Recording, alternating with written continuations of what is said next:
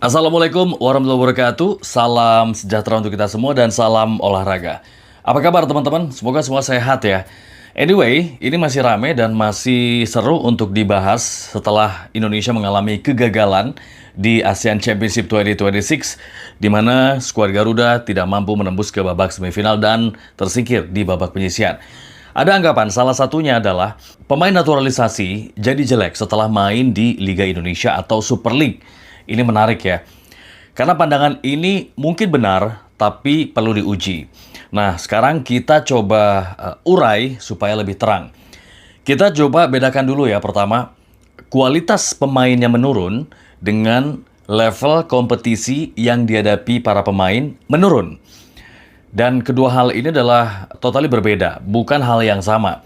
Misal, seorang pemain yang sebelumnya setiap minggu bermain di Eredivisie, Serie A, Bundesliga, Ligue 1, dan lain-lain, terlepas dari menit bermainnya.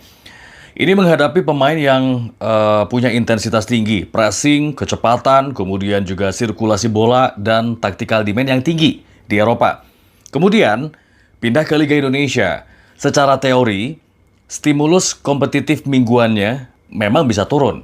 Dan ini yang mungkin bisa menjadi kekhawatiran yang valid ya. Tapi bukan berarti kemampuan pemain langsung hilang. Tapi seberapa sering dia dipaksa bermain pada batas maksimal kemampuannya. Itu yang mungkin berubah. Nah, kita lihat juga sebetulnya ada fenomena jebakan nyaman ya. Dan ini yang lebih berbahaya. Misal, pemain A, usianya 22 sampai 25 tahun atau mungkin lebih ya. Karir di Eropa mulai stagnan. Kemudian sulit untuk mendapatkan klub baru memasuki musim berikutnya atau musim baru. Hingga akhirnya datang ke Indonesia bergabung dengan tim atau klub di Super League. Dengan gaji yang bagus, angka yang oke, statusnya adalah bintang bahkan mega bintang ya, berlabel timnas. Dan menjadi starter hampir di setiap pertandingan. Kemudian juga tekanan kompetitif yang relatif lebih rendah jika dibandingkan dengan di Eropa. Mungkin secara statistik untuk individu si pemain kelihatan bagus ya, bintang, gaji lebih besar, exposure, dan lain-lain. Tetapi, mungkin saja ini membuat perkembangan individual menjadi berhenti atau stuck. Contoh, dia bisa menciptakan 8 gol plus 7 assist misalnya dalam satu musim untuk posisi gelandang serang. Dan ini terlihat hebat. Tapi pertanyaannya, apakah dia menjadi pemain yang lebih baik dibanding sebelumnya? Belum tentu. Karena statistik Liga Indonesia dan performa di level internasional adalah dua hal yang berbeda. Jadi pertanyaannya, apakah pemain naturalisasi Indonesia banyak yang performanya menurun setelah bermain di Liga Indonesia? Sebagian iya, ada indikasinya, ada beberapa indikatornya. Tapi, apakah penyebabnya adalah Liga Indonesia semata? Tentu tidak ya. Kita bisa melihat juga ada faktor kombinasi. Usia, cedera, menit bermain, kualitas pelatih, ambisi karir, kualitas kompetisi, motivasi, plus juga posisi pemain ya. Kita tahu banyak yang bergonta-ganti posisi. Dan ambisi karir ini juga salah satu faktor yang sering diremehkan atau diabaikan. Dan kalau kita lihat memang naturalisasi seharusnya bukan sekedar membuat pemain menjadi WNI. Idealnya dinaturalisasi, memperkuat timnas, exposure meningkat, dan pemain mempertahankan atau bahkan meningkatkan karir di luar negeri. Bukan naturalisasi, kemudian juga memperkuat timnas, lalu terkenal di Indonesia, atau dengan pulang ke Liga 1, lalu nyaman, tapi dengan level kompetitif yang turun. Nah, kalau misalnya pola kedua ini yang banyak terjadi, dalam jangka panjang justru bisa menjadi bumerang untuk timnas Indonesia. Dan ini tentu menjadi hal yang justru lebih menarik untuk dibahas ya. Dan kita bisa bedah satu persatu, misalnya 15-20 pemain naturalisasi, performa mereka sebelum datang ke Liga Indonesia versus setelah masuk ke Liga Indonesia itu seperti apa? Aspeknya atau variabelnya adalah menit bermain, level liga, klub, market value, dan performa timnasnya. Nah, dari situ kita bisa melihat apakah anggapan ini benar bahwa pemain naturalisasi setelah berkompetisi di Indonesia performanya menurun atau jadi jelek. Jujur, kita punya semacam natural eksperimen. Jadi pemain naturalisasi yang main di Eropa nggak ikut Asian Championship karena bukan FIFA Matchday, akhirnya mereka nggak bisa memperkuat timnas. Sementara yang main memperkuat timnas Indonesia adalah mereka yang sudah berkompetisi di Liga Indonesia. Ternyata mereka gagal ke semifinal, mereka gagal bersaing di babak penyisihan. Nah, akhirnya ini kita membuat kita bertanya, apakah memang setelah mereka main di Liga Indonesia membuat mereka mengalami penurunan level yang signifikan, sehingga ini terlihat banget ketika mereka menjadi tulang punggung timnas. Ini masuk akal memang, tapi harus tetap kita buktikan juga. Mungkin kita kaitkan dengan variabel yang lain. Mungkin di sini kita bisa melihat ada contamination effect ya. Atau misalnya kalau kita melihat dari skala kompetisi, ada semacam competitive environment contamination. Atau sederhananya adalah lingkungan kompetisi yang lebih rendah secara intensitas perlahan menurunkan standar pemain. Dan ini bisa terjadi bahkan kepada pemain yang kualitas individunya sebenarnya masih bagus. Lalu kenapa ASEAN Championship 2026 menarik sebagai indikator dan masyarakat menilai? Karena komposisi skuadnya ini memberikan kondisi yang cukup unik ya. Sean Patinama, Tom Hai main di ASEAN Championship dan keduanya memang menjadi bagian dari pemain yang berkompetisi juga di Liga Indonesia. Bahkan kita lihat dua-dua pemain ini menciptakan gol ya. Sementara pemain yang masih ada di Eropa seperti Jay Izzes dan beberapa pemain lainnya tidak tampil di turnamen ini. Jadi di sini kita tidak sedang membandingkan timnas A dengan timnas B.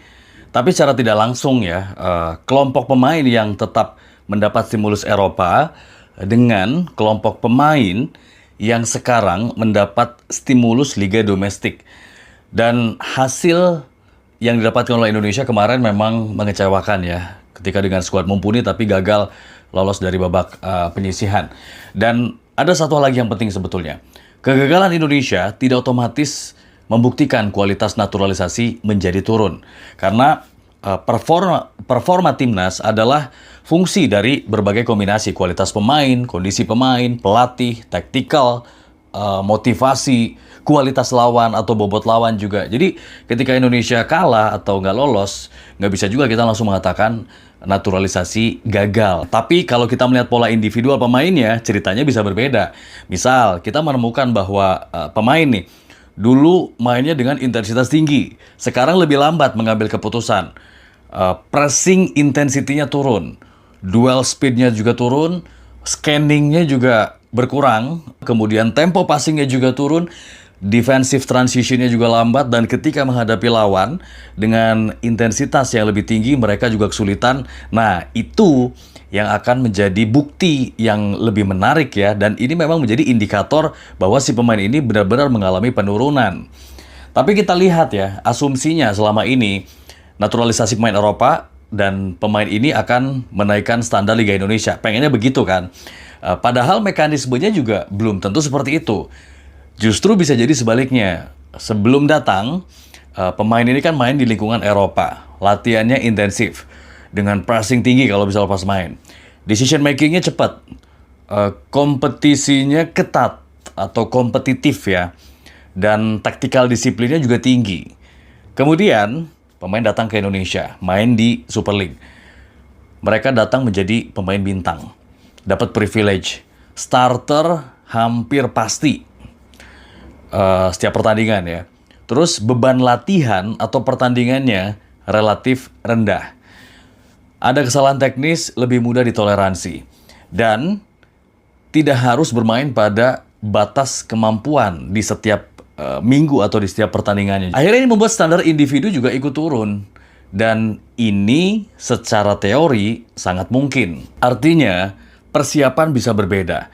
Pemain datang dalam kondisi yang berbeda. Klub juga tidak wajib melepas pemain tertentu. Pelatih mungkin menggunakan turnamen sebagai eksperimen, motivasi pemain juga bisa beda, dan kualitas skuad lawan juga tidak identik dengan kualifikasi Piala Dunia misalnya. Kenapa kita waktu kualifikasi bagus tapi sekarang enggak? Nah, bahkan kita lihat sejak awal Indonesia juga memang memprioritaskan pembangunan tim untuk turnamen ini. Jadi performa jelek di ASEAN Championship 2026 ini juga tidak lantas bisa langsung dikaitkan dengan performa para pemain diaspora yang menurun. Tadi kita bahas ya, ada beberapa aspek. Tapi kalau misalnya kita lihat gini, kita bagiin jadi dua kelompok. Kelompok A nih, pemain naturalisasi yang tetap main di Eropa. Contohnya ada Jay Izzes, terus Kevin Dix, dan lain-lain.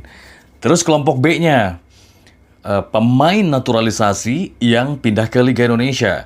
Misalnya Tom Hay, terus Sein Patinama, dan pemain-pemain lainnya. Jadi ini masuknya satu kelompok. Dan kita bandingkan indikatornya gini. Sebelum mereka masuk ke Liga Indonesia dan setelah mereka masuk ke Liga Indonesia. Indikatornya apa aja? Menit bermain. Kita bandingkan. Menit bermainnya banyakkan di sini atau ketika main di Belanda misalnya. Kemudian berapa persen dia jadi starter. Lalu berapa jumlah gol atau assist yang ia ciptakan di Indonesia dan di Eropa. Progresif passingnya juga diukur. Duel menangnya. Lalu ball recovery-nya. Pressing-nya juga. Passing akurasi ini juga sangat penting. Jadi indikatornya jelas gitu. Kalau misalnya ternyata ada penurunan ketika sebelum dengan sesudah bermain di Liga Indonesia, barulah dari situ mungkin kita bisa mengambil kesimpulan dengan evidence, dengan bukti atau dengan data ya. Plus mungkin kan ada faktor-faktor atau aspek lainnya juga, level kompetisi yang berbeda. Nah ini juga harus dilihat juga.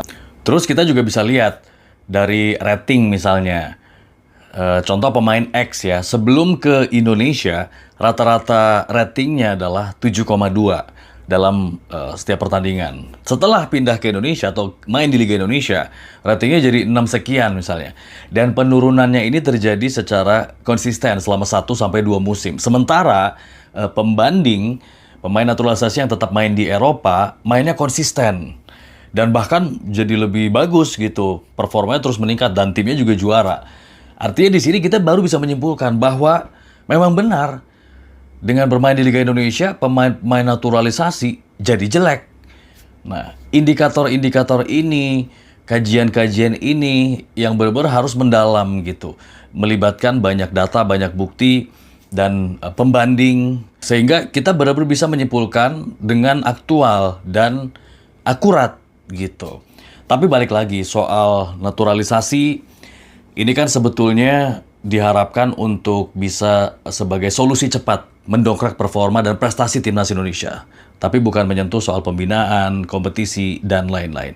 Nah soal ini mungkin kita bahas di lain kesempatan.